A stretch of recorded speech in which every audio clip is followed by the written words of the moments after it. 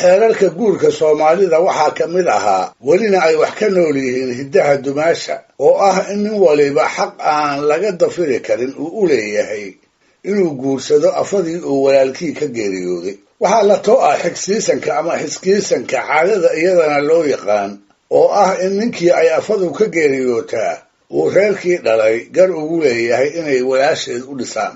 kala dumaalidda dumarku waa dhaqan asal ku leh waayo hore iyo intii aan islaamku dhulka soomaalida soo gaarin. waa dhaqan ku dhex gaamuray carabtii hore ee jasiiradda degi jirtay xilligii aqoon darrada jeerka lagu magacaabo. sida hantida kale ayay haweenka u kala dhexli jireen oo kolba ninka dhinta midka dad ugu xiga ayaa ooridiisa lihi ugu takrifani jiray. hadday dheg iyo dhaban leedahay wuu guursan jiray isaga oo aan wax meher ah lagu lahayn. haddii kale nin kale ayuu u guurin jiray markaasoo uu isagu meherkeeda qaadan jiray. haddii kale intuu tag xiro ayuu gayaan oo idin iska hortaagi jiray ilaa ay u keento xoolo ay isku furato isagana furfurto. intaasiba hadday suuragal u noqon weydana wuu iska sugi jiray ilaa ay ka dhimanayso kolkaasoo wax alla wixii hanti ah oo laga yaabo inay ka tagto uu isagu dhexli jiray. waxaa kaloo carabtii xilligaas u bannaanayd inan waliba inuu aabbihii ka dhaxlo aayadiis dabadeedna uu guursado. nasiib wanaag inta aan u warhayo soomaalidu marnaba heerkaas ma gaarin. kala dumaalidooda dumarkuna waxay ku ekayd walaal iyo adeer oo keliyihii kolba ooryaha ay ka geeriyoodaan. guud ahaanba hiddahaas isaga ah islaamku wuu diiday wuxuuna dadka rumaysan ka reebay inay dumarka qasab ku kala dhexlaan sida ku cad qur-aanka kariimka ah gaar ahaan aayadda 19 ee suuradda haweenka.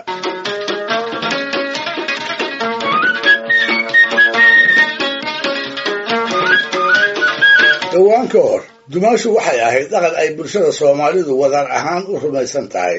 hidde xeerarkiisa u gaarka ah lagu ilaaliyo oo ninkii walaalkiis dhintay oo keliya awood u siinaya inuu guursado ooridii amaba ooryihii uu ka baxay. wuxuu ahaa haweenayda soomaaliyeed ee la qabaa hidde ay mar walba xusuusnayd oo maankeeda ku soo noqnoqda gaar ahaan bilaha uu saygeedu xadhaadhuga yahay iyo hadday tiisu gasho maalmaha inta lasoo aaso ay xigaaladu axbiddiisa ku howlan tahay. sidaa daraaddeed oorida laga dhintay gar uma lahayn ay in la dumaalo ku diidi karayso. hase ahaatee waxaa jiray wax kale oo ay xaq u lahayd. waxaa loo oggolaa inay mid ka doorato saygeedii dhintay rag ka haray oo la walaalihi haddii ay jiraan. waa rag ay kala taqaano tan iyo markay reeraha soo gashay ay indhaha ku wada haysay. dabeecadahooda rag ay kala baratayoo ninba wax uu gudo iyo waxa uu galo iyo meesha uu ku liito ay dhab uga warhayso. markaas bay ka maagtaa intii uu ninkeedu noolaa kii ay yasi jirtay kii aan indhaheeda buuxin jirin. waxay ka leexleexataa maalin ay u baahnayd kii hoojiyey ee ay gacanta ka weyday. waxay qalbigeeda ka duuduubataa kol qurana allaha ka dhige kii ninkeedii waa ku diray iyo guud ahaan midka ay xantiisu xun tahay ee ay og tahay in bulshaweyntu ay dhaliila u hayso. nimankaas oo kale ayay xaq u lahayd inay iska soo taagto. waa halkii uu qamaan bulxan ka odhan jiray ma dumaalo naaguhu ninkay nolol ku dayshaan.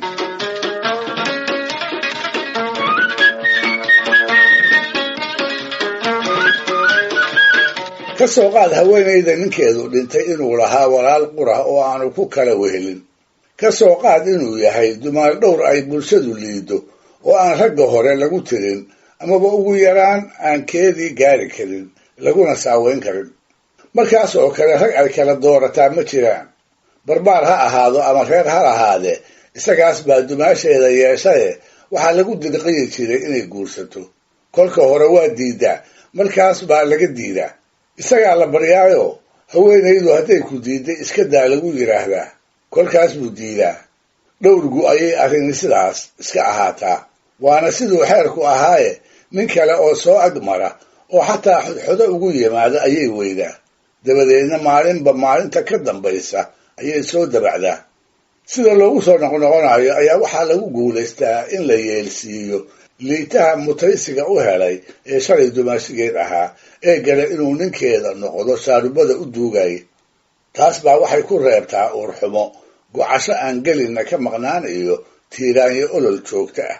maansiyahanadii soomaalidu in badan ayay tixahooda ku soo qaadeen haweenayda sidaas lagu guursadaa murugadii ay qabi jirtay.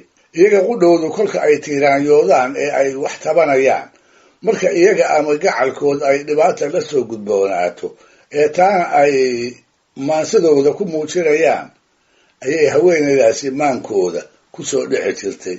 markaas bay isku maakubi jireen.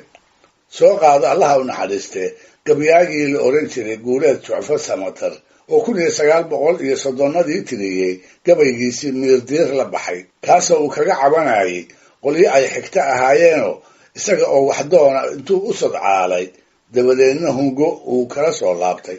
tuducyadii calaacalka ahaa ee tixdaas ayaa waxaa ka mid ahaa sida gaari wiilkii mulkiyey mawdku ka adeegay oo nacas mutayskeeda helay lagu maqaar saaray oo yaraha maantaagi baan ahay masaalkeeda.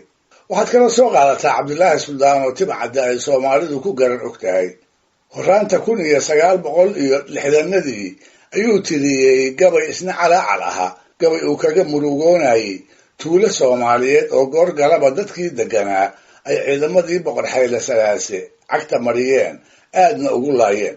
habeennimadii murugadii buuxisay iyo wuxuu simay midda ay qabto haweenayda qasabka lagu dumaalo ee weliba ninka aan u qalmin lagu dirqiyayo. markaas buu yidhi, sida naag ninkeedii mudnaa mawdku kala qaaday oo macangagliitaa u haray yeeshay meherkeeda oo inay ka meermeeriyaan magana doonaysa madoobaadayey. xalay miyay murugtay laabtaydu. Guuleed Jucfo wuxuu ahaa reer Gadood. Cabdilaahi Suldaanna wuxuu ku noolaan jiray Jabuuti, Hargeysa iyo deegaanada galbeedka kaga aadan. labadooda tixood waa isku fikrad oo waa isku erayee maxay torow sidaa ku noqotay. wax kale ha u malayne waa dhaqanka iyo hiddaha Soomaalida oo isku mid ah, isku meelna ka dab qaata.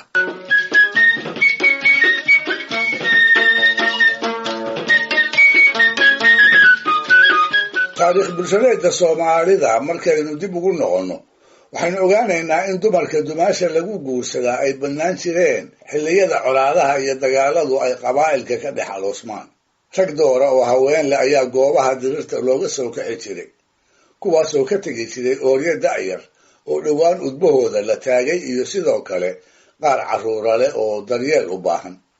mararka qaarkood ayaa waxaa dhici jirtay nin aad u dhalin yari inuu mar wada guursado dumar 3 oo nimankii qabay laga wada dilay, isaguna uu mutaysi u yeeshay. arrintaas iyada ah raggii gabi jiray tixahooda calaacalka ah ayay ku soo qaadi jireen, iyaga oo ku muujinaya sida xilliyada ka mid ah uu goobaha dagaalka raggoodii ugu go'ay. maansiyahanada taas lagu tusaaleyn karana waxaa madaxayga ugu mudan allaha u naxariistay Sayid Maxamed Cabdilla Xasan oo daraawiishtii dagaalada ku hooban jirtay dumarkii u dhaxay isagoo aad uga murgi jiray, aadna u ururin jiray. gabay ku magacaaban daraawiishta saalixiye ah ayuu tiriyey isaga oo col duulinaya kuna guubaabinaya inay u soo aargudaan rag ururkiisa ka mid ahaa oo markaas ka hor doolla lagu laayay. guutadii uu maalintaa dumaayey ayuu xusuusinayaa dumarka wada dumaasha ah ee inta raggoodii la laayay ay haatan iyagu qabaan, iyo sidoo kale agoontii ay ifka kaga tageen. markaas buu yidhi, waryaa duub cabdii garanhayo dib u qamuuyaysan, waryaa daabaduu fuuli jiray darabka saaraya, waryaa duhurka maanta tolow ila dareeraya. yay dani ka haysaa raggii doolla lagu laayay, nimankii daldaray waafir sow loogu dudi maayo dudihii xisi ahaa, ma waan loo dubnaxahaynin. maxaa loo dangiigaa, maxaa dadabta loo seexan, tugsiyada maxaa loo hurdaa, dacaska qaadooyin sow kuma dadootaan ilmada diriqlaynaysa. waryaa dumarka aad guursateen sow dumaal ma aha, daa'ima agoomeenna sow daaha kama buuxdo, warya maa isdooxdaan calaala dilaacaya. kala dumaalidda haweenku waa dhaqan fil weyn oo meel ay joogtaba ay Soomaalidu ka siman tahay. inkastoo waayadan dambe uu yara sheeqay oo guud ahaan bulshadeenna uu gabaabsi ku sii noqonayo, haddana laguma tilmaami karo dhaqan laga guuray. waa wax weli miyiga aad uga jira, magaalooyinkana aan ka dhammaan. waa dhaqan qodobka xeerarkiisa ugu weyne uu dhigayo haweenayda laga dhintay inay guursato nin aanay iyadu dooran oo kii ka geeriyooday ay xigta yihiin. waxaase la yidhaahdaa dib baa laga addoonsadaa mooyaane aadanuhu wuxuu dhashaa isaga oo xor ah. waana runo qof waliba markuu qaangaar noqdo wuxuu jecel yahay inuu isagu aayihiisa ka tashado, gaar ahaan guurka markay arrintu joogto. sidaa daraaddeed dhaqanka dumaashu ma ahayn wax dumarka Soomaalidu ay dhammidood raalli ka ahaan jireen. inay sidaa tahayna waxa u daliila sheekadan aan kol dhow idiin marin doono ee muujinaysa sidii dhaqankaas isaga ah ay u diidanaayeen.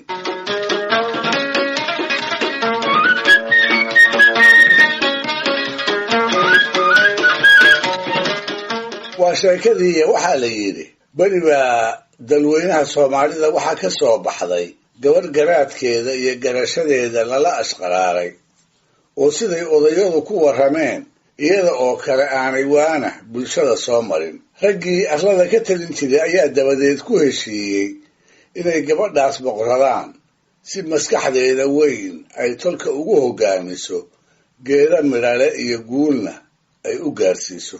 markaas bay tidhi, waxba kama qabo inaad madax idiin noqdo, waxaase jira waxaan ku xidhaayo. oo waa maxay ayaa la yidhi.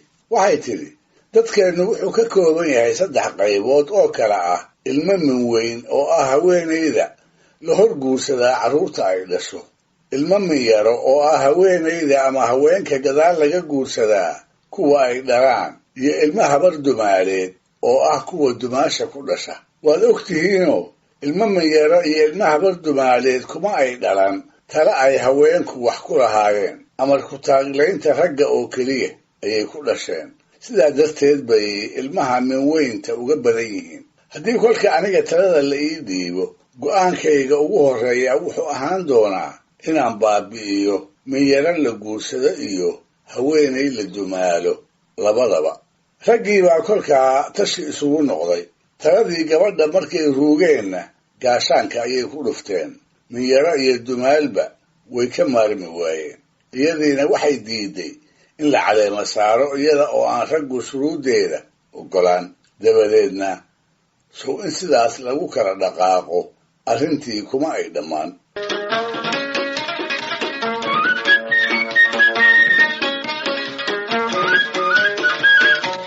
waayeelka dhaqanka iyo hiddaha Soomaalida laga waraysta qaarkood waxay ku doodaan dumaashu inay tahay wax qiimi bulshadeed leh, wax isu haynta qoysaska aan looga maarmi karin, wax mar walba aan dumarka qasab lagu yeelsiine ay badanaa iyagu raalli ku yihiin. waxaaba jiri jiray dumar badan oo inta laga geeriyooday ilaa laga dumaalo reerihii qabay isaga dhex nagaan jiray, haddii ay taasi dhici weydana uur xumoon jiray. dhaqanka dumaasha waxay kaloo waayeelkaasi ku tilmaamaan inuu yahay waxa loo soo rogay in lagu tabantaabiyo haweenayda uu saygeedii geeriyooday, gaar ahaan marka uu uga tago carruur aan qaangaar ahayn. si ay doodoodaas inooga dhaadhiciyaanna waxay had walba soo bandhigaan su-aasha ah, ma waxbuu bi'iyey afadii uu walaalkii ka dhintay ninkii dumaalay, sidaasna agoontii uu adeerka u ahaa ugu daneeyey, barbaarintoodana dhabarka u ritay.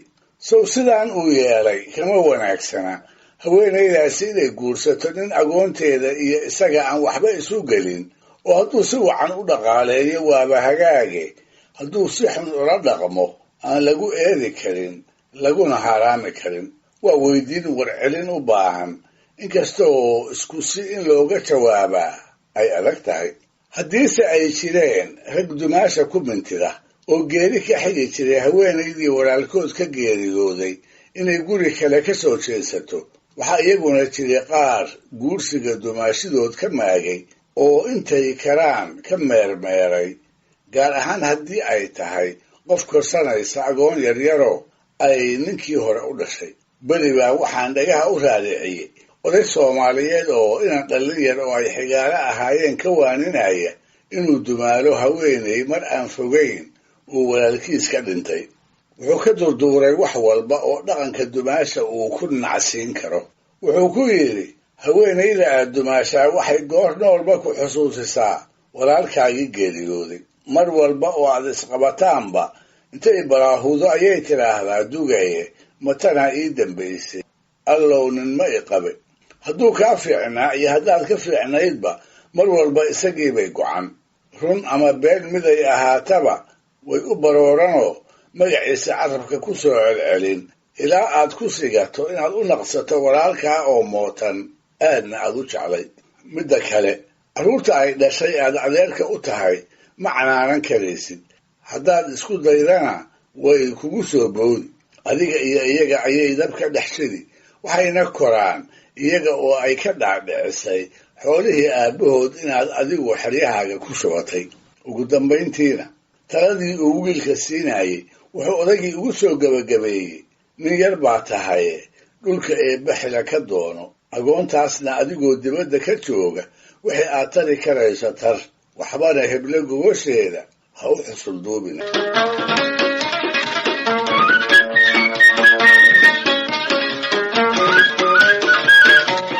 raggii hore ee odagaas ku talada ahaa aan ka xuso allah u naxariistay gabayaal la odhan jiray abu yuusuf cali xirsi oo abu yuusuf barre lagu naanaysi jiray abu yuusuf oo ka mid ahaa qarnigii 19aad soomaalidii galbeedka degi jirtay ayaa wuxuu arkay dhalinyaro uu adeer ugu aadanaayo guurdoon ah hadbana iyaga oo xodxodo ugu maqan degmo hor leh laga sheegayo markaas bay la noqotay inuu wiilashaa tilmaamo una sheego habluhu waa jaadad badan yihiine kuwa ay tahay inay guurkooda ka fogaadaan maantaas buu tiriyey gabay waayadan dambe aad u caan baxay oo dhextaalkiisu yahay guur aan kala aado kaasoo 1970 aan ka qoray allaha u naxariistay maxamed xaaji xuseen sheeke xariir abwaankii af soomaaliga waa gabay dheeroo aw yuusuf uu ku xusaayo 14 nooc oo haweenka toodii ka mid noqota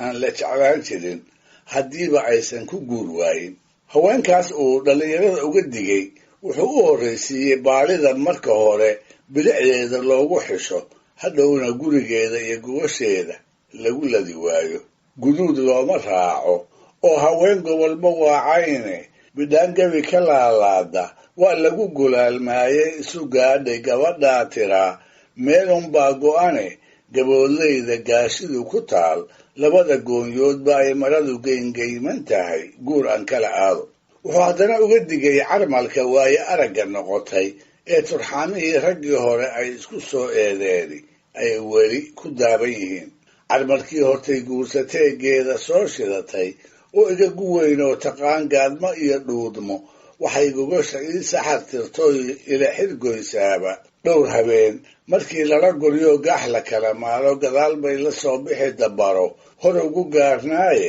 intay galab i aynabi lahayd guur aan kala aado wuxuu gabayga sidaas wax ugu tusaaleeyaba meel dhexe ayaa waxaa ku xusan tuduca aanu maanta uga dan leenahay dumarkii uu daraabay ee uu dhallinyarada uga digayey ayuu aw yuusuf ku soo daray haweenayda dumaasha lagu guursado weliba markay haysato wiil ama wiilal ay ninkii hore u dhashay taasna wuxuu ka yidhi dumaal gaban leh gaayaa tufley waa masgeed galaya haddaan wiilka guulguulo way igu guhaadoonne waa gool dhashii haysatee guur aan kala aado dhegaystayaal barnaamijkii dhaqanka iyo hiduhu maanta halkaa ha inoo jooga waa inuu toddobaadka soo aadan iyo ku kale hadduu eebba idmo